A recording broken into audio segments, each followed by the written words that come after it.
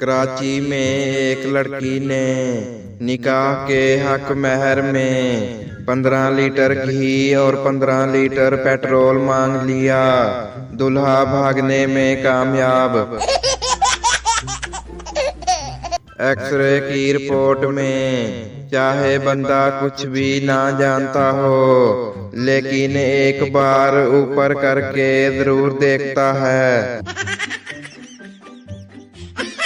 एक आलमा से दूसरी शादी के फायदे सुनने के बाद एक औरत उठकर उसके पास आई और सरगोशी में पूछा, क्या आप वाकई मर्द की दूसरी शादी के हक में हैं? आलमा ने जवाब दिया, जी हाँ। औरत बोली, खुदा का शुक्र है, पहले मैं आपसे बात करने से घबराती थी, लेकिन अब मेरा डर खत्म हो गया है, क्योंकि मैं आपके खामद की दूसरी बीवी हूँ।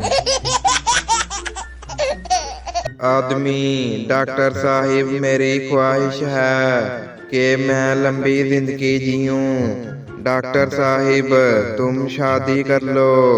आदमी, डॉक्टर साहिब शादी के बाद जिंदगी लंबी हो जाएगी। डॉक्टर नहीं, तुम्हारी ये ख्वाहिश खत्म हो जाएगी। भिखारी एक पठान से खाने को कुछ मिलेगा? पठान, कल की रोटी खा लोगे? भिखारी, जी हाँ। पठान, अच्छा तो कल टाइम पे आ जाना।